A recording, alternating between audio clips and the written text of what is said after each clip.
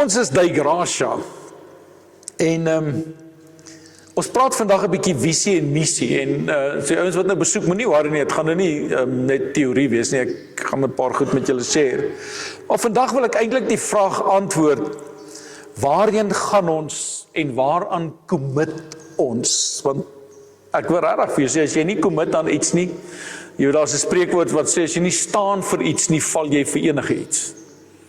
En daarom wil ek julle nooi, en ek weet dit is 'n bietjie eensydig in die sin dat oor die laaste 4 weke het ek met julle gepraat hieroor, en as jy dit nie hier was nie, ek wil jou regtig vra, om veral die miskien laaste 2 weke, verlede week het die vrouens 'n bietjie, dit is Vrouedag gewees, maar die 2 weke voor dit het ek probeer om vir julle te sê, dink ek het heel eerste gesê, waarom bestaan Dei Gracia? En ek het julle die storie vertel, hoe dat God met my en Esther gejourney het, en hoe dat ons half gedink het, dis verby, regtig letterlik verby, en hoe dat die Here met ons gepraat het, en deur baie van julle ook, wat dit bevestig het, dat dit nie verby is nie, en hoe dat die Here vir my regtig gesê het, dat dit is wat ons moes nie verby nie, ons moet nog 'n keer, en dis hoekom ek vandag hier staan, letterlik hoor ek glo ek gehoorsaam is, ek glo die Here het gesê dat ons moet doen, dit voel vir my, en ek het dit soveel keer gesê, as ek dit nie gedoen het nie, die duiwel gewen, en die duiwel wen nie, en daarom staan ek vandag hier uit genade. So ons het sê, waarom het ons geplant, ons het met julle daaroor gepraat, gaan kyk gerus op YouTube die video. Ek het ook veel gesê, dat elke kerk het 'n kultuur. Die mooi woord daarvoor is verlossingsgawe of redemptive gifting. Dis iets waarvoor God 'n mens roep, maar ook 'n gemeente roep. En ek meen op hierdie oomblik kan ons al agterkom hoe dat Dei Gracia sy eie identiteit ontwikkel. En ek dink julle sal my saamstem is dat hier's baie amazing gemeentes in Klerksdorp en reg oor die land, maar ek meen in Klerksdorp is die amazing gemeentes wat vanoggend almal bymekaar kom. Maar elkeen van hulle se kultuur verskil eintlik van die volgende, en dit maak ons uniek. Ons is uniek vandag in dit wat ons hier beleef. Is alles ideaal? Nee, alles is nie ideaal nie, maar ek dink almal van ons het 'n gevoel van dat ons is op pad. Ons is deel van iets en God is op pad met ons. En daarom wil ek ook, ons moet nou pas op, want kultuur is baie keer baie sterk. En kultuur trek ou altyd amper in dieselfde rigting.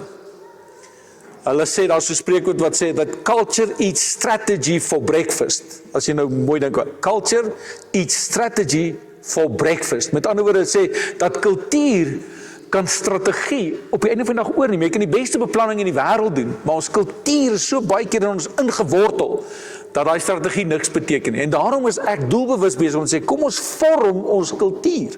Kom ons hoor, en ek het regtig dit gedoen om te gaan bid en sê, Here, sê vir my, wat wil U hê Dei Gracia moet wees? En dis wat ek hier die laaste paar weke oor gepraat het, want wat eerlik, en ek weet nie of ek so eerlik moet wees nie, jy weet, hulle sê, ons ou moet nooit swakheid bely nie, maar kom ek doen dit nou, terwyl ek bietjie kwesbaar en vulnerable is, maar ek het nie geweet of dit gaan werk nie, as julle verstaan wat ek sê. Jy weet, ons verlede jaar September, en nou die 6 September moet jy uithou, want dis ons verjaarsdag, ons is 'n jaar oud. Maar om eerlik vir jou te sê, ek het nie geweet dit gaan werk nie. Ek het gevoel, kom ek doen dit, en jy kan die mense vra wat daar aan die begin betrokke was. Ek het vir hulle gesê, as ons 30 mense het, is ons gelukkig. En ons was nog nooit 30, dit is altyd meer. Jy weet, so, dankie, tot in die koue dae. Kan julle onthou hoe warm het ons al hier gekry? Maar kan julle onthou hoe koud het ons hier gekry? En deur dit alles het mense net aanhou kom. En ek weet ons is daar, want eintlik is die eerste jaar eintlik maar net om neer te sit, en 'n klomp mense het gekom en geloop, maar julle, ek dink die meerderheid van julle wat hier sit vandag is die ouens wat stiek. Voel is ons gemeente hierdie. So toe, ons het begin kyk en sê, dis ons hier gekom het, en nou sê ek, Here, laat ons nou verstaan, ja, ons is nou 'n gemeente. Ons is 'n gemeente. Ons is 'n familie. Ons is 'n kerkfamilie. En ons het nou al lief en leed geshare. Ons het nou, met baie van julle het ons nou lief en leed gesê. Goeie goed beleef al, maar ook baie hartseer beleef. Dit is net so. En daarom bou ons die kultuur. Here, wat wil U met ons wees? So, en toe ek het julle vertel hoe dat ons by die logo uitgekom het. Ons 4 waardes, wat wat ek glo regtig oortuigings geword het. En ek wil dit nou nie oorpreek nie, maar ons het praat oor die kruis, die opstanding, die lewende woord en hierdie vlam, en dit is so mooi vasgevang in ons logo. Ek dink regtig ons het 'n amazing logo, maar ek wil hê ons logo moenie net identiteit wees nie. Dis eintlik die evangelie is in ons logo vasgevang. Van die kruis tot die vlam wat brand. Dis hoe ons daarby uitgekom het. En 2 weke terug het ons hierdie verklaring gemaak. En ek weet dit is tog 'n bietjie, ons het nog nie, maar ek dink as jy het genoeg hoor, genoeg sê, dan gaan daai verklaring deel word van jou geloofsbelydenis, want ek het sê, deur die genade van God is ons gered. So dit saam gesê met nagmaal. By die kruis ontvang ons vergifnis en 'n nuwe begin deur die opstandingskrag van Jesus Christus. Dus kom ons die kruis en die opstanding in ons logo vasgevang het. En dan die lewende woord wat ons vorm ons lewens daagliks, sodat ons toegerus word om God se wil te leef. En die laaste een is ons harte. Ek bid regtig hiervoor dat ons harte weer vuur en vlam vir die evangelie van God se genade sal wees, sodat ons roeping elke dag kan uitleef. En ons gebruik Handelinge 20:24 as ons, ek weet nie, fondasie of weet nie, nommer 1 teks, half, Handelinge 20:24 wat sê, was Paulus wat skryf, hy sê, alles my lewe vir my kosbaar, ag ek dit van geen waarde, as ek nie my lewenstaak, en die bediening wat ek van die Here Jesus ontvang het voltooi nie, en dit is om die goeie nuus van God se genade te verkondig. En allereers hierdie is net deur God se genade, dis hoekom ons by Gracia is. Ek weet, almal is nie ewe entoesiasties, ek weet dit. Onthou, ek het julle al vertel van 'n pel wat as jy hom vrou gaan het, dan roep hy op die top van sy stem, sodat almal skrik en almal hoor, prys die Here, God is goed. As jy my vrou, hoe gaan het, sê ek, nee, dit gaan baie goed, dankie. Ek is nie daai ekstrovert nie, ek is nie daai, maar nietemin, almal van ons kan opgewonde raak oor God en God se woord, en ek dink ons moet. So vandag wil ek al hierdie goed bymekaar bring, want ons weet wie ons is, hoop ek. As jy nie weet nie, dan gaan jy so in die volgende paar weke agterkom wie ons is, maar ons moet ook weet waarheen is ons op pad. Ek praat nie week, sê iemand, by hulle het dit so gewerk, hulle het, as hulle met vakansie ry, dan klim hulle pak, en dan klim hulle in die kar, en dan as hulle wegtrek, dan sê die pa, links of regs. En die kind wat eerste sê, daai kant toe draai hulle, dan gaan hulle vakansie. Weet nie waar hulle heen gaan nie, maar as die kind sê regs, dan draai hy regs, en dan ry hulle regs, dan ry hy en kyk waar hulle uitkom. Nou dis gevaarlik partykeer, jy ken nie, as een simpel grappie, ons ken dit nou nie eintlik nie, maar dis daar in New York of Chicago of een van die plekke waar hierdie ou, sy vlug is verpas en nou land hy op die lughawe en hy's laat en hy hardloop uit met sy tas en sy hoed en sy jas en hy spring in 'n taxi en hy sê vir die taxi bestuurder, go, quickly, I'm late. En hierdie taxi vat die kans en hy spin, is net tyres rook en hy trek weg op spoed, vinnig, daar aan die pad af en toe, hy sy asem so terugkeer, besef hy het nooit vir hierdie ou gesê waar toe nie, weet, en hy sê vir hom, do you know where we're going? En hierdie ou sê, no, but we're going fast. Nou, ek dink baie keer is dit so met baie kerke, met respek, ons is nie idee waar ons heen gaan nie, maar ons gaan vandag, of wel party nie so vandag, ons bietjie stadiger, maar dit nie, ons moet weet waar ons op pad is, en hier is die ding wat ek regtig vanoggend wil vasmaak, is dat jy ook iets sal verstaan van commitment, en ek gebruik doelbewus die woord commitment, ek dink almal weet wat ek bedoel wanneer ek praat oor commitment, so ek moet weet, jy en ek moet weet, waaraan verbind ons? Wat ek verwag het vir myself, maar van elkeen van ons om te kom met daaraan. So, onthou visie en missie, moenie net, ek hoop regtig wanneer ek met jou hier oor praat, dat ons sal verstaan dat visie en missie is nie net kerktaal nie. Dis ook nie net 'n bord wat ons iewers opsit, gelukkig nie ons plek nie, so ons kan nie eintlik 'n bord opsit nie. Maar natuurlik kan ons 'n bord maak wat ons visie en missie uitsit.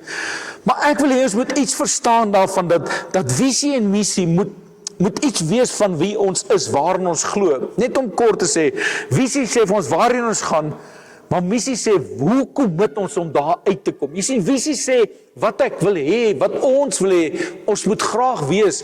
Ek het in my kop gevoel, so oor 2 of 3 jaar, jy weet, kom ons kyk, wat is ons oor 2 of 3 jaar? En ek weet, Niks is gegarandeer nie. Volgende jaar, volgende maand, volgende week kan baie goeders gebeur. Maar hierdie ding van waar ons op pad, maar missie sê, wat gaan ons doen om daar uit te kom? Help nie, ons sit net iets neer en ons weet nie waartoe ons gaan nie. Ek lees so interessant in die week 'n artikel. Hy sê, as jy in die Bybel lees, dan sê jy dat elke mens wat deur God half aangespreek is nie net gered nie. Jy laat agterkom, is nie net gered nie. Jy weet, dis nie net dat hy God ontmoet het en dan stop. Nee, elke een is jy weet, hy het ontmoet met God, maar hy's ook gestuur. Hy het ook 'n mission gekry. Iewers wat hy op pad is. Dink maar net aan byvoorbeeld Abraham.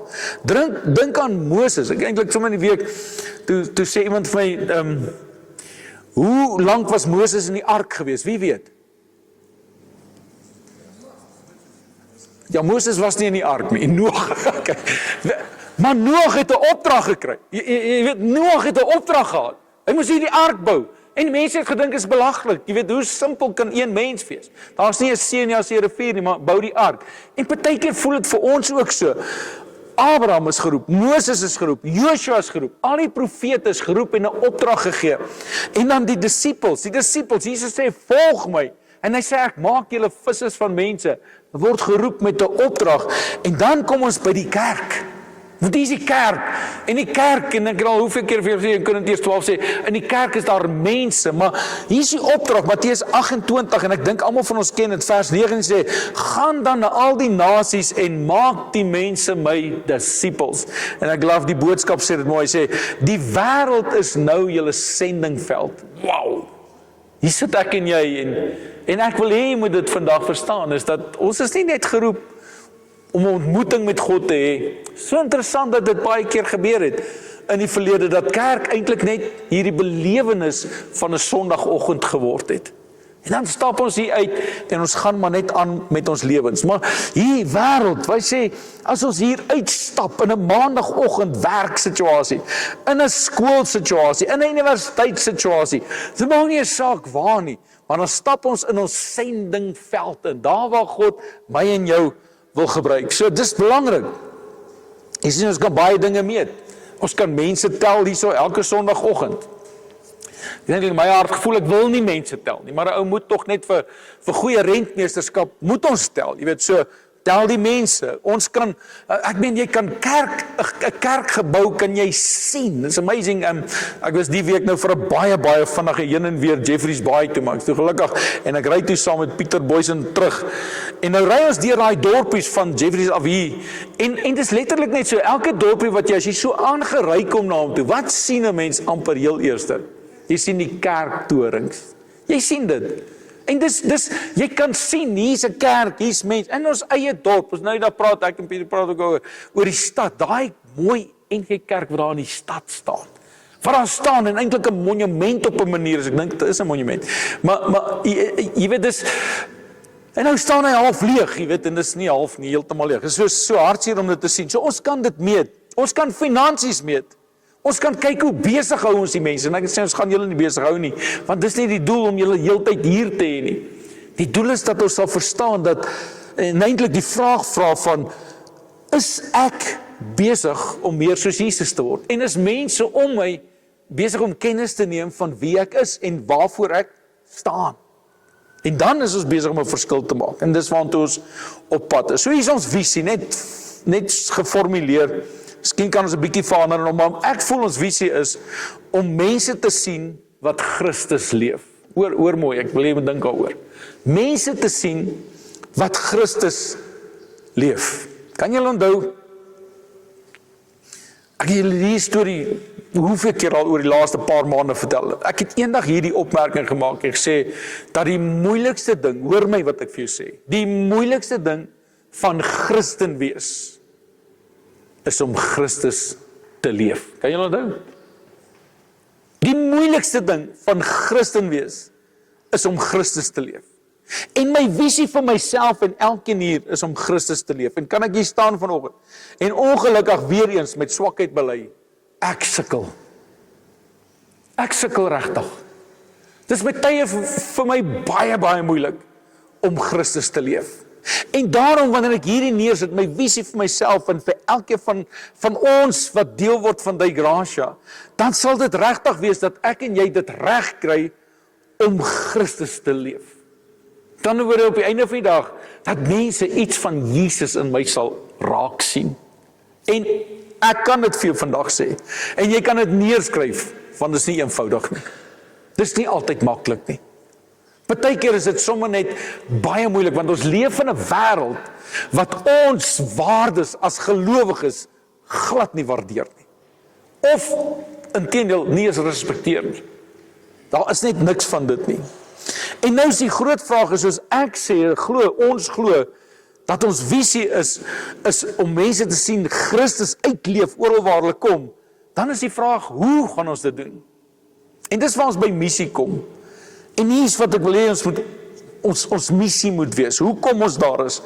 Ons commit, en ek weet, jy sit nou hier en jy is nou half 'n toeskouer in dit, maar ek wil tog jy moet hieroor dink, want ons commit, ons commit om Christus te ken, en om Christus te leef, en so Christus bekend te maak in ons wêreld.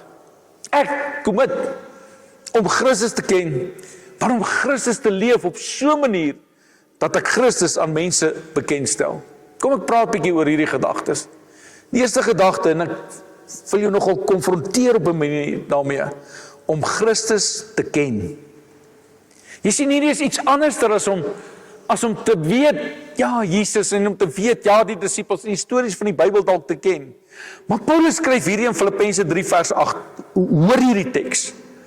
Hy kom en hy skryf hierdie woord, hy sê, ek beskou alles as waardeloos. So miskien moet jy 'n bietjie vorentoe lees, want voor dit, dan kom hy en hy sit eintlik sy Engels mooi, credentials, jy weet, hy sit alles wat hy in sy lewe bereik het, sit hy neer. Hy sê, ek is eintlik 'n amazing mens. En ek het baie bereik in my lewe. En ek was suksesvol geweest. Hy skryf al hierdie goeders. En dan kom hy in Filippense 3 vers 8 en hy sê hierby, hy sê, ek beskou alles as waardeloos. En dan sê hy, hoekom? Hy sê, want om Christus, Jesus, my Here te ken, oortref alles in waarde.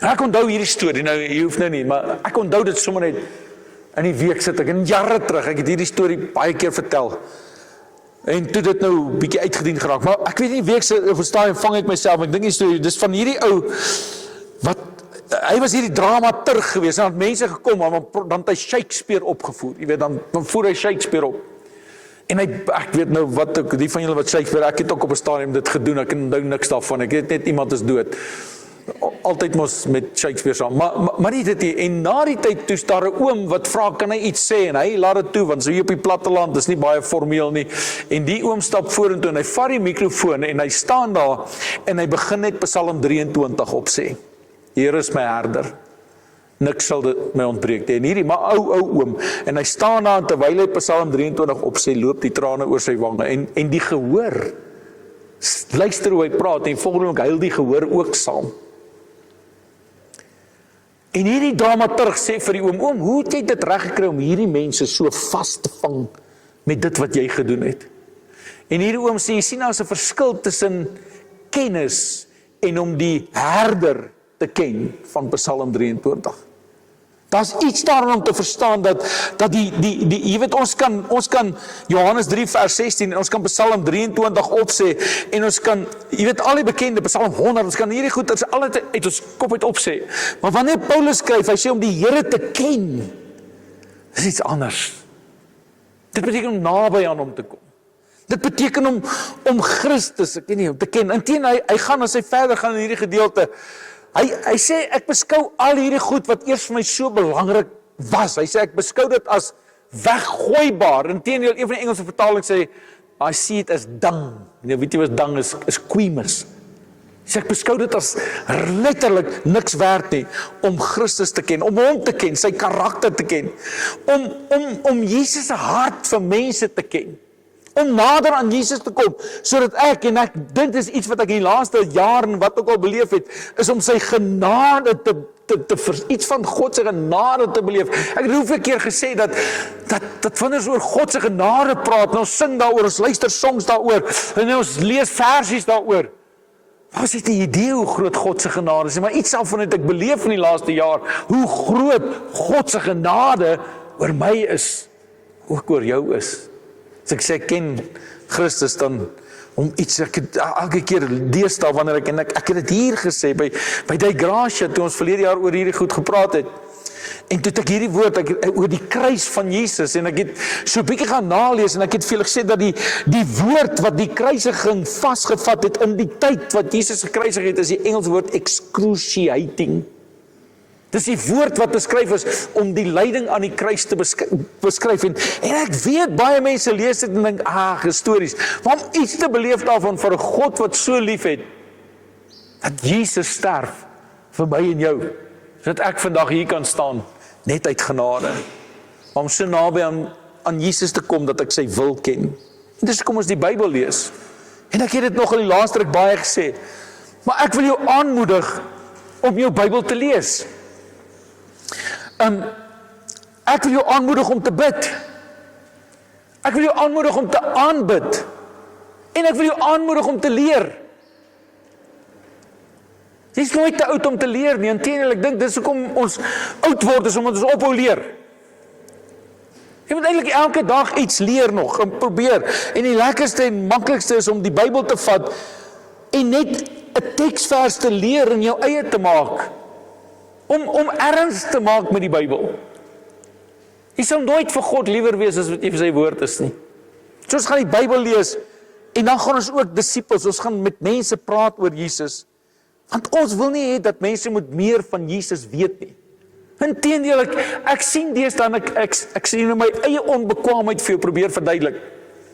Want ek sien die kursusse wat beskikbaar is, wanneer jy deur Facebook gaan en die kursusse waarvoor jy kan inskryf vir R200 of R500, die beste kursusse in die hele wêreld, wat jy voor kan inskryf en jouself beter maak. En dan dink ek, hoe maklik is dit om te leer? Dis die eenvoudigste ding op hierdie aarde. Maar ek wil nie net hê jy moet meer leer van Jesus nie. My hart is regtig dat ons Jesus sal leer ken. Want wanneer ons toelaat dat die Bybel ons verander, om ons te maak wat God wil hê ons moet wees, dan begin ek en jy soos Jesus leef. Dit maak 'n verskil. En dis die tweede deel. So die heel eerste het ek nou vir jou gesê, die eerste is om Christus te ken. Maar die tweede een is om Christus te leef, deel van ons missie.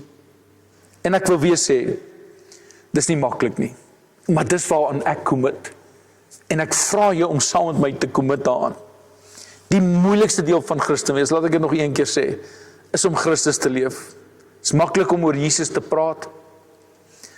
Dis maklik om kerk toe te kom, regtig waar. Ek dink dit is baie maklik om kerk toe te kom. Dit is eintlik baie eenvoudig, veral hier by ons, want ons is nie konfronterend nie. Ons sit nie hier of staan hier en ek vertel jou hoe sleg jy is nie. Inteendeel, ek wil net vir jou vertel hoe lief God jou het. Dit is maklik om kerk toe te kom. Ek dink is eintlik self makliker om 'n Bybelversie te lees en aan te stuur. En vir mense sê, "Wow, kyk hierdie mooi teks, dis die maklikste ding op hierdie aarde." Dis so eenvoudig, ons kan dit so maklik doen. En dit is self maklik, en julle doen dit nou nie, so is dalk nie so maklik nie, maar het is maklik om hier te sit en sê amen, as ek iets sê waarvan jou, amen? Eenvoudig, kan dit doen as jy wil. Maar moenie te hard amen, want skrik ek op, hoor, so ek is 'n bietjie senuweeagtig. Speel, jy is welkom, asseblief, jy is welkom. Ek het al die storie gehoor van hierdie ou wat in een van die sisterskerke, kyk, daar is hulle doodstil, en dis mos stilte kerk voor, en hierdie ou sit daar aan die kerk, en hy kom nou uit 'n Pinkster agtergrond uit, en hierdie dominee preek amazing, en hierdie oom, elke keer as die dominee iets sê waarvan hy hou, dan sê hy, amen, halleluja, prys die Here, jy weet, hy stem saam, jy weet, en nou het hy almal in die kerk ongemaklik, en net dink hoe dit werk, jy weet, en op 'n stadium toe kruip een van die ouderlinge na hom toe, en ek vertel hierdie storie as 'n ware verhaal, ek het dit gehoor, by iemand wat nie diens was, en hy fluister iets in hierdie oom se oor, en hierdie oom sê, ek is verskriklik jammer, sal nie weet nie. En hy sit daar en hy keer homself elke keer as hy wil reageer. En toe hulle klaar is, toe sê iemand vir hom nou, wat het jy vir daai oom gesê, dat hy stil bly, weet, want hy pla ons almal. En hy sê, ag, ek het net vir hom gesê, in hierdie kerk loof en prys ons nie die Here hardop nie. Dink daaroor. In hierdie kerk loof en prys ons nie die Here nie. Dis nie verskriklik nie. So jy kan maar prys die Here sê, is okay. Ons mag dit doen. Amen. Dankie. Dis maklik om amen sê, maar, en luister mooi wat ek vir jou vra, Hoe lyk Christus môreoggend in jou lewe? Maandagoggend. Jolande het gesê, sommer in my kop vasgesteek, God loves Mondays. Hoe lyk God môreoggend? Hoe lyk Christus in jou? Hoe lyk Christus, hoor my, wanneer jy kwaad word? Hoe lyk Christus wanneer iemand jou te nakom of jou seermaak? Hoe lyk Christus môreoggend wanneer niemand na jou kyk nie? Hoe lyk Christus wanneer jy jou geld moet bestuur en jou geld moet spandeer? Hoe lyk Christus wanneer jy in jou besigheid instap en jy moet met werkgewers of werknemers praat en te doen het? Hoe lyk Christus wanneer versoeking op jou pad langskom? Hoe lyk Christus wanneer jy iemand moet vergewe? Of hoe lyk Christus wanneer jy iemand vergifnis moet vra? Want jy sien, dis wanneer dit werklik raak, dan is dit nie meer, en dis weer eens, dis waarom die lewende woord deel is van die waardes, of deel is van die oortuigings wat ons aan vashou is. Hoekom is hierdie lewende woord so belangrik? Want die Bybel is nie net geskryf vir my en jou om te bestudeer nie. Die Bybel is geskryf, is 'n goeie plek om by die bestudeer te begin, partykeer moet ons maar net lees. Maar die Bybel is geskryf om ons lewens te verander, glo my. As jy jou Bybel lees, verander dit jou lewe. En daarom moet ek en jy die Bybel lees. Letterlik, wanneer jy die Bybel oopmaak, sê Here, hier is ek. Maak my ore oop, maak my hart sag, dat ek die woord kan hoor en toelaat dat dit my maak, die vorm my lewe, sodat ek Christus kan leef. Want as ons daar is, met ander woorde, wanneer ons by Christus heel eerste kom en ons ken Christus, maar die tweede plek, begin ek Christus leef, dit wat ek in my hart voel, wat ek oortuig is, begin ek leef, dan kom ek die derde plek, want nou is ek besig om Christus bekend te maak. Sonder of ons weet, dat ons leef in 'n wêreld, waar mense nie meer so ingenome is met die Bybel en God se woord nie. Inteendeel, daar's 'n minagting partykeer teenoor dit. En mense, waar dit in die verlede sou mense, jy weet, dit half stil hanteer het, maar deesdae as mense uitgesproke daaroor. Het jy al op Facebook reaksies gehoor, hoe dat mense, enige iemand wat daarin geloof iets neerskryf, kan belittle hom, soos wat die Engels sê. Dat hulle neerhalend na die persoon kan verwys. Maar iets wat ons moet verstaan is dat om Christus te ken en Christus te leef, stop nie by my nie. Want die doel daarvan is dat ek dit ook sal na buite toe uitleef. Want as ek Christus ken en as my lewe verander, dan glo ek ook dat ander mense se lewens kan verander. Glo jy ander mense se lewens kan verander?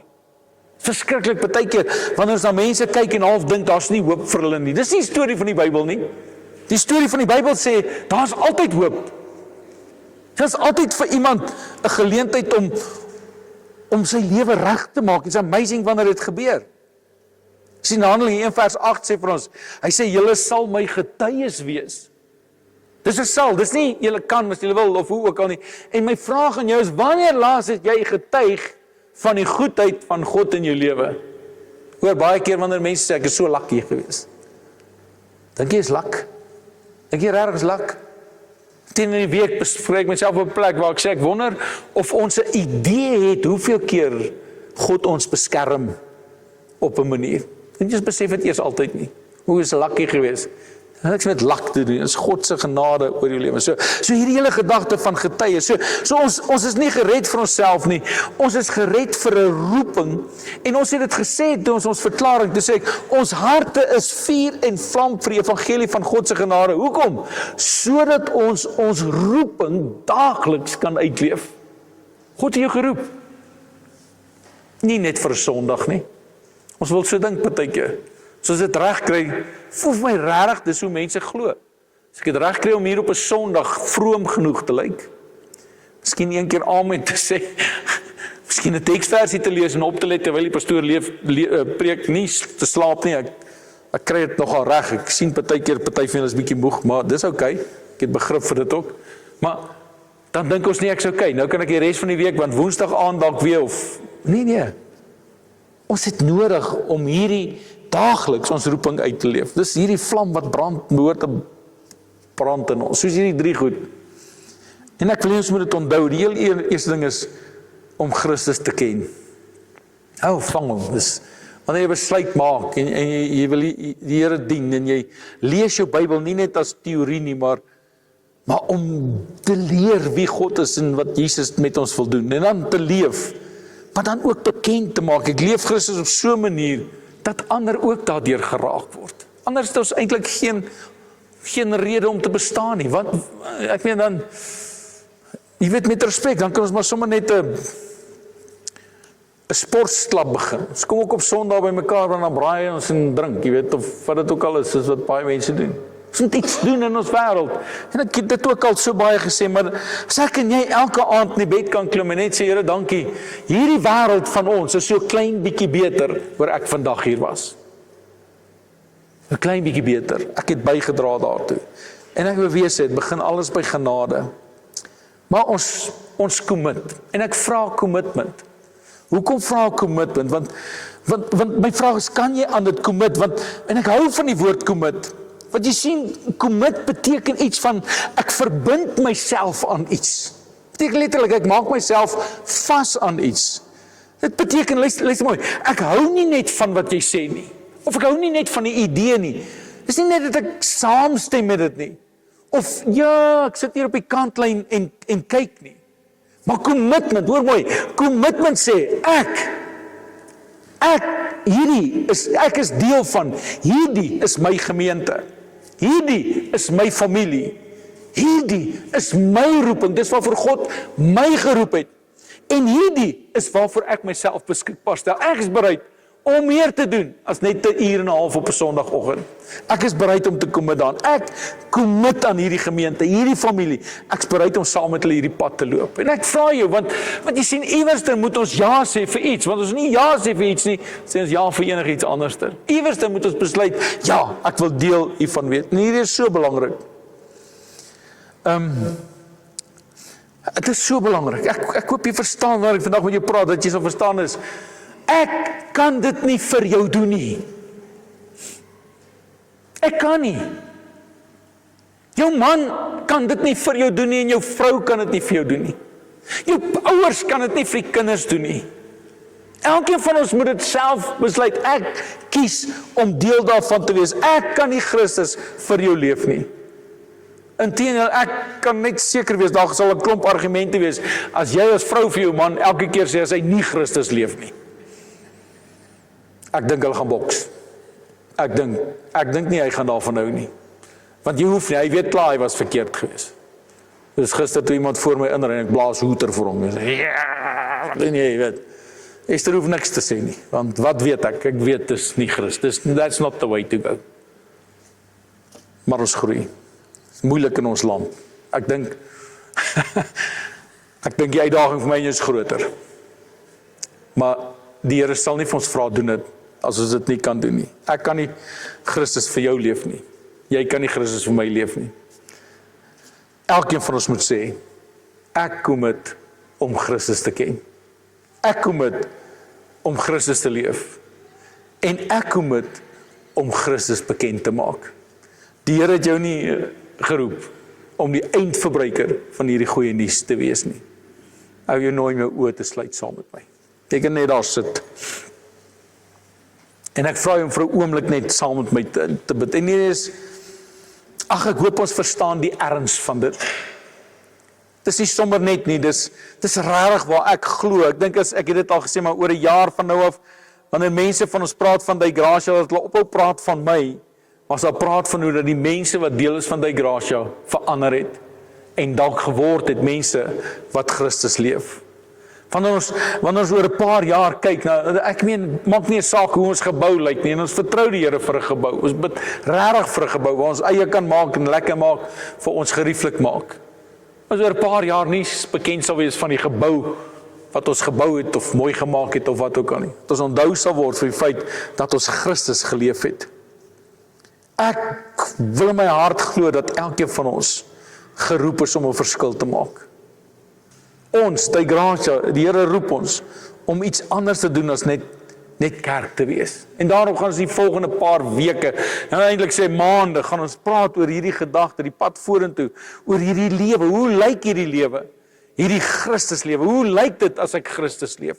Want weer eens, die waarheid is, ek en jy, ons leef in 'n wêreld wat werklik is. So hoe lyk iemand wat Christus leef? Hoe maak ons Christus bekend? Hoe lyk 'n huwelik wat Christus leef? Hoe lyk 'n gesin wat Christus leef? En ek weet, jy moet jouself nou evalueer nie, glad nie. Ek sê vir jou, waantoe ons is op pad. Hoe lyk dit by die werk as ek Christus leef? Of my skool of universiteit, hoe lyk dit? Hoe lyk my besigheid as ek Christus leef? Hoe lyk 'n vriendskap as ek Christus leef? Hoe lyk dit wanneer ek alleen is as ek Christus leef? En hoe lyk dit om Christus te leef wanneer ek onderdruk is en goed loop verkeerd en dit voel dalk of niks in plek is nie? Hoe lyk dit om te weet dat ek leef Christus ook onderdruk? Hoe lyk dit om Christus te leef wanneer iemand my teleurstel, my seermaak, my te nakom? Hoe lyk dit om Christus te beleef as ek sukses behaal? Want partykeer kom sukses tussen ons en God. En die sukses word groter as my afhanklikheid van God. Hoe lyk dit om Christus te leef? En dis waantoe ons op pad is by die Gracia. En ek wil jou nooi uit my hart uit, wil ek jou nooi om saam met my hierdie journey te vat. Ja, ek kan nou getuig van 'n jaar terug tot vandag toe. Maar dat elkeen van ons oor 'n jaar van nou af kan terugkyk en sê, wow, Here het my gedra in hierdie jaar. Hy het my deurgedra. Ja, kyk wat het hy my gemaak. Kyk my man, my vrou, my kinders, hoe het ons gegroei, hoe het ons geword, wat hy graag wil hê ons moet wees. So ek wil jou nooi om saam met my te staan en dan bid ons hierdie gebed net saam.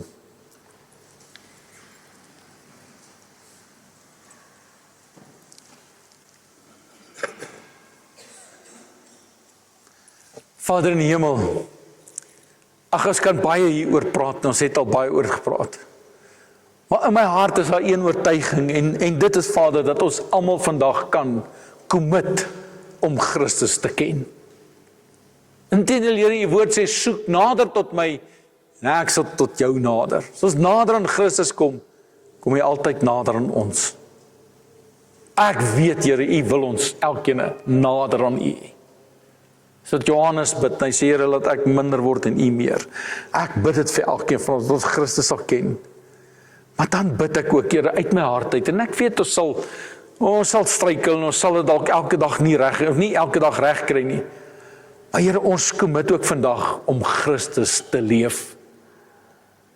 Here, help ons om daai ander gesindheid in ons harte en ons wêreld, wat vol uitdagings en krisisse is, Here. Help ons om Christus te leef. En dan bid ek, Here, dat U ons sal help om Christus bekend te maak in ons wêreld. Here, sodat elkeen vandag almal van ons, op die einde van die dag kan kyk hoe dat iemand se lewe ook verander het. Here, ons weet, dis nie omdat ons beter is nie, dis nie omdat ons al alles reg gekry het, inteendeel, of ons sterk genoeg is nie. Here, ons is eintlik maar net hier, almal van ons deur die genade van God. En daarom staan ons by die kruis, Here. Ons leef vanuit die opstanding van Jesus Christus. Here, ons word gevorm deur U woord. En ons brand vir die evangelie van God se genade vir elkeen met wie ons in aanraking kom. Here, maar ons commit om Christus te ken, Christus te leef en Christus bekend te maak. Ek bid dit in Jesus naam. Amen. Ek wil